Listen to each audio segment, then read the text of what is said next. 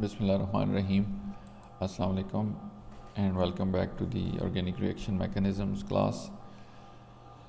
We are studying the pericyclic reactions, and in yesterday's lecture we discussed about the first type of pericyclic reaction, that is electrocyclic reactions. So electrocyclic reactions, we studied about thermal electrocyclic reactions and photochemical electrocyclic reactions, and we also discussed that if a reaction proceeds thermally, it cannot proceed photochemically, and vice versa. That is, if a reaction will proceed through photochemical pathway, it cannot proceed through the thermal pathway using the same scenario or the same mechanism or the same product. तो ये चीज़ें हमने discuss की, फिर उसमें देखा कि ये रिएक्शन मेनली किस चीज़ पे डिपेंड करते हैं. They depend on the orbital symmetry, कि ऑर्बिटल की जैसी सिमेट्री होगी उस हिसाब से उनकी जो कॉन रोटेटरी या डिस रोटेटरी जो फैशन में ऑर्बिटल्स हैं वो रोटेट करेंगे. अगर ऑर्बिटल जो है एंटी सिमेट्रिक होगा तो वो कॉन रोटेटरी मूवमेंट से बॉन्डिंग ओवरलैप होगा, और अगर जो होमो है वो सिमेट्रिक होगा then the required mode of action will be डिसरोटेटरी.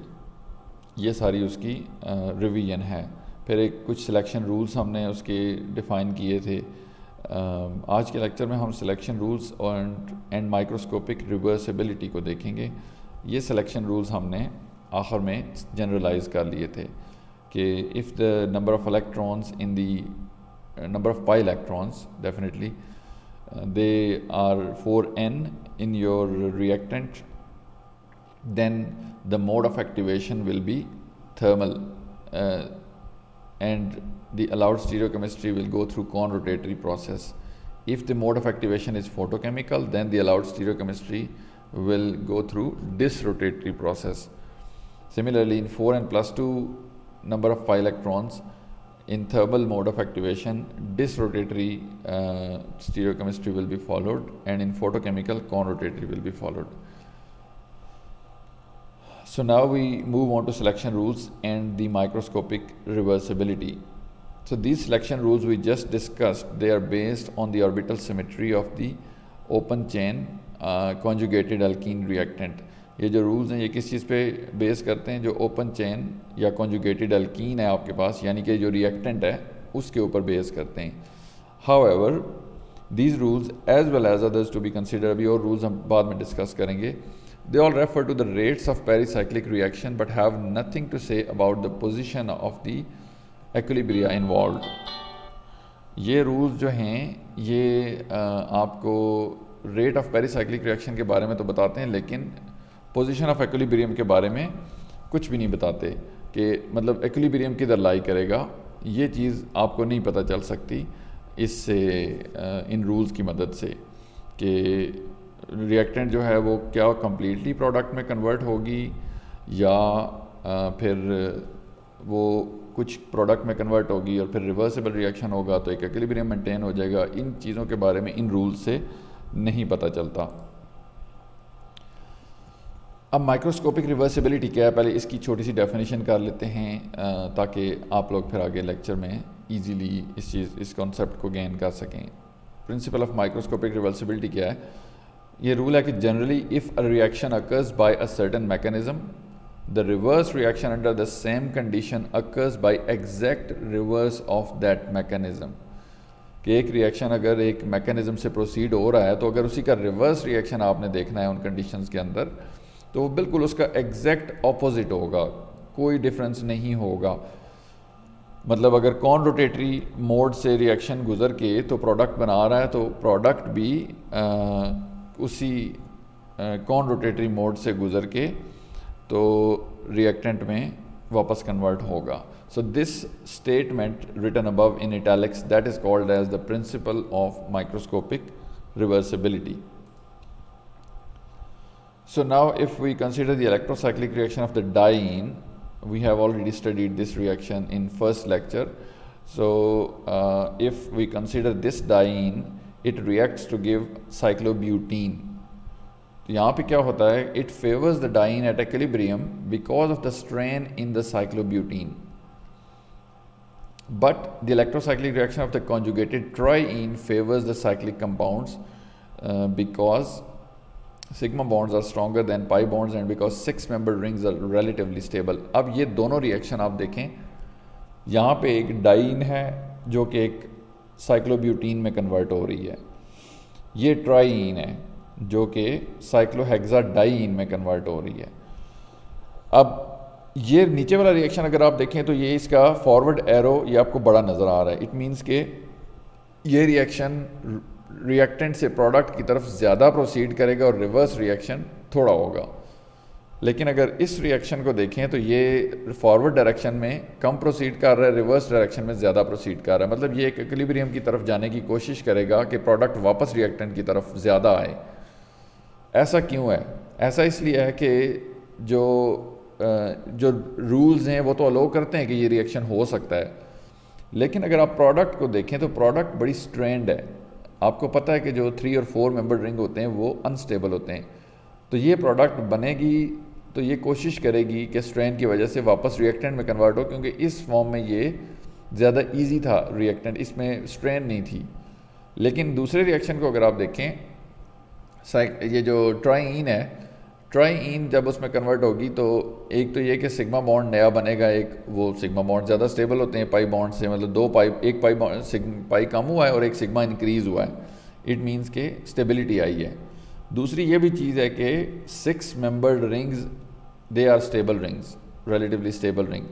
तो 4 मेंबर्ड से बहुत ज़्यादा स्टेबल है 6 मेंबर्ड, इसलिए ये फेवर होगा, ये ज़्यादा फेवर नहीं होगा जो ब्यूटीन वाला केस है। अब एक और रिएक्शन देखें, it is also common for a photochemical reaction to favour the less stable isomer of an equilibrium because the energy of the light is harnessed to drive the equilibrium energetically uphill. अब ये बात ये देखें, दोबारा मैं आपको थोड़ा सा क्लियर करता हूँ कि इस रिएक्शन में देखें, ये जो थर्मल रिएक्शन था, ये उसको जो प्रोडक्ट बन रही थी, प्रोडक्ट चूँकि स्ट्रेंड थी तो वो फेवर नहीं हो रही थी और वो वापस रिएक्टेंट की तरफ कन्वर्ट हो रही थी। जो फोटोकेमिकल रिएक्शन है इसी तरह का रिएक्शन है। For example in the following reaction, a conjugated alkene, this is a conjugated alkene that absorbs UV light but the bicyclic compound does not, hence the photochemical reaction favors the latter। अब यहाँ पे आप देखें कि एक तो ये कि ये उसमें कन्वर्ट कैसे होगा, एनर्जी जो चाहिए होगी वो कहाँ से आएगी, वो तो लाइट से आ जाएगी। लाइट मतलब वो जो एनर्जी प्रोवाइड करेगी उससे इलेक्ट्रॉन्स प्रोमोट होंगे और ये रिएक्शन इस तरह प्रोसीड हो जाएगा। अब इसमें सबसे मज़े की बात क्या है कि ये रिएक्शन रिवर्स नहीं हो सकता, मतलब ये प्रोडक्ट बन जाएगी और 42% यील्ड है इसकी। देखें ये ऐसा क्यों है? ऐसा इसलिए है कि ये डाइन तो लाइट अब्जॉर्ब करती है, इसमें कॉन्जुगेटेड डबल बॉन्ड्स हैं, लेकिन यहाँ पे सिर्फ एक डबल बॉन्ड एल्कीन है, ये यूवी लाइट को एब्जॉर्ब नहीं कर सकती। लिहाजा जब ये एब्जॉर्ब नहीं कर सकता ये कंपाउंड, तो ये वापस रिवर्स भी नहीं हो सकता।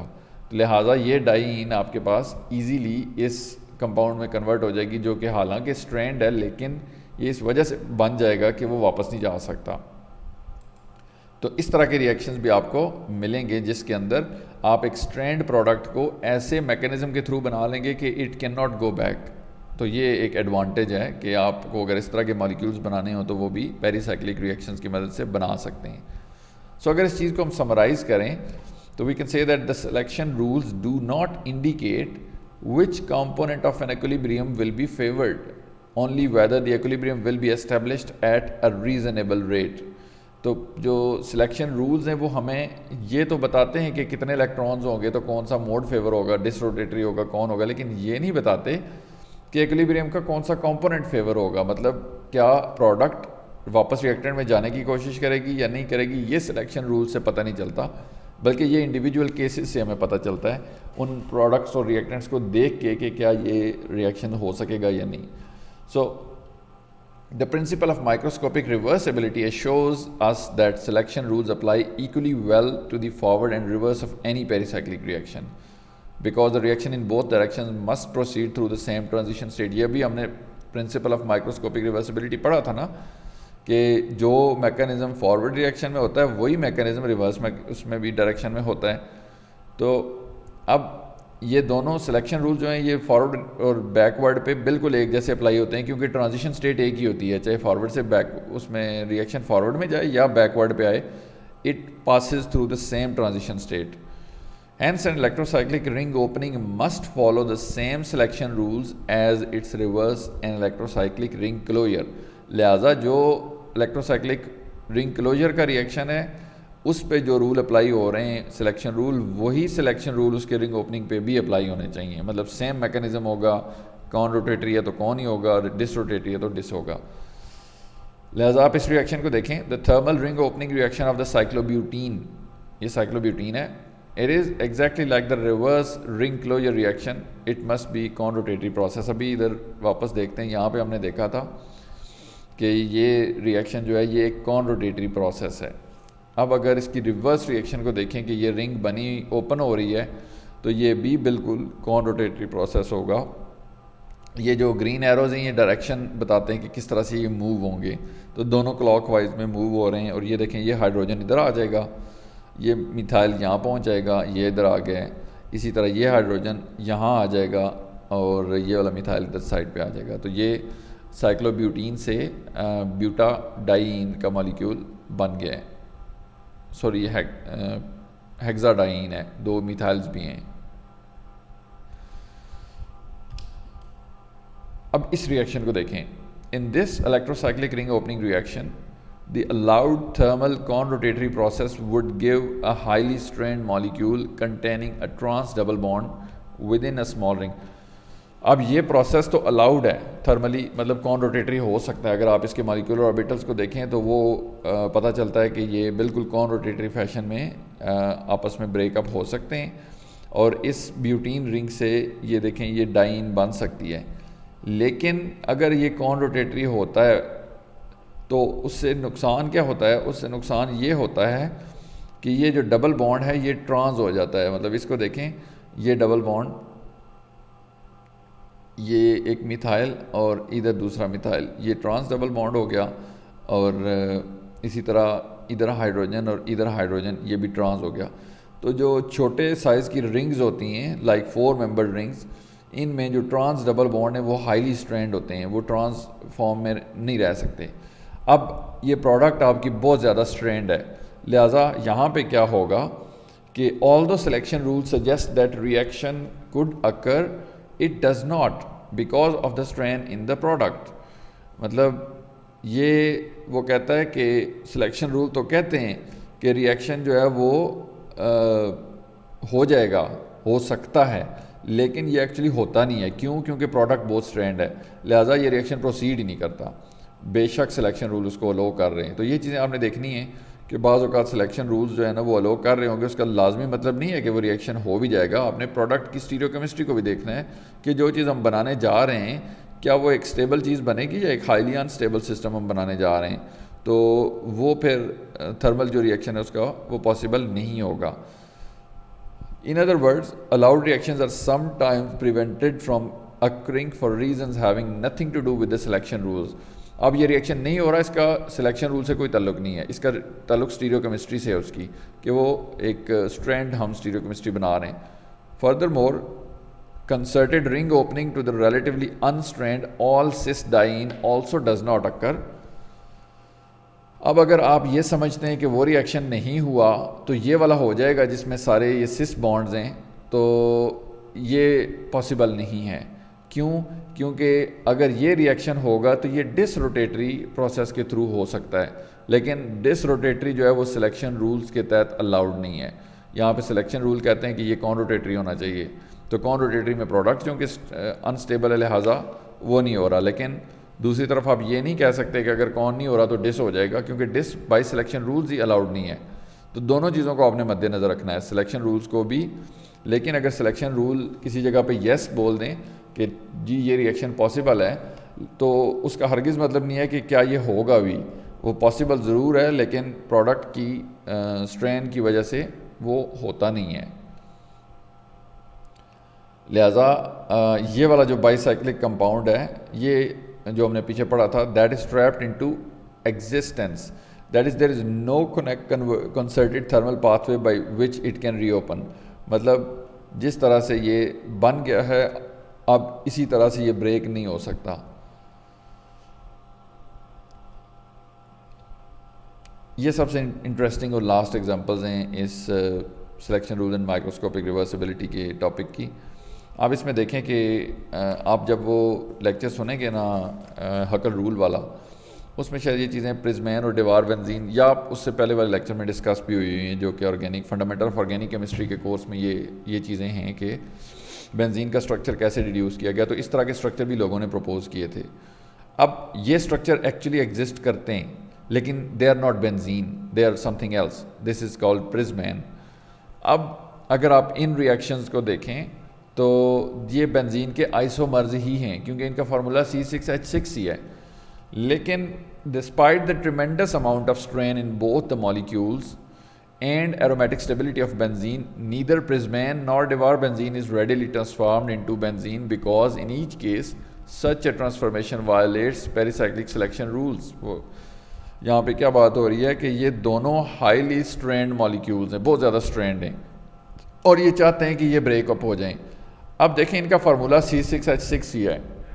वाई नॉट के दे कन्वर्ट इनटू बेंजीन। आपको पता है कि बेंजीन तो बहुत ज़्यादा स्टेबल मॉलिक्यूल है, तो ये इतने स्ट्रैंड होने के बावजूद बेंजीन में कन्वर्ट नहीं हो सकते। क्यों नहीं हो सकते? क्योंकि सिलेक्शन रूल्स इस चीज़ को अलाउ नहीं करते, और कोई लो एनर्जी पाथवे एग्जिस्ट नहीं करता जिससे ये आसानी से बेंजीन के अंदर चेंज हो जाए। लिहाजा इस प्रिज्मैन को क्या कहते हैं, जो कि एक स्ट्रैंड मॉलिक्यूल है लेकिन वो मजबूरी है कि वो फंसा हुआ है इधर, बेंजीन में चेंज नहीं हो सकता। इसको केज्ड टाइगर भी कहते हैं, लिटरेचर के अंदर इसका ये नाम है, केज्ड टाइगर। इसका मतलब है कि ये ऐसा शेर है जो कि पिंजरे में फंसा हुआ है, मतलब ना चाहते हुए भी बाहर नहीं निकल सकता। तो ये बिल्कुल वैसा ही मॉलिक्यूल है कि जो हाईली स्ट्रैंड है लेकिन सिलेक्शन रूल्स की पासदारी करते हुए ये बेंजीन में कन्वर्ट नहीं हो सकता, हालांकि फार्मूला और सारी चीज़ें उसकी सेम है। So this was all about the principle of microscopic reversibility and how the selection rules apply to different reactions in electrocyclic reactions. So with this our electrocyclic reactions topic comes to an end. From next lecture inshallah we'll start the cycloaddition reaction, which is the second type of pericyclic reactions.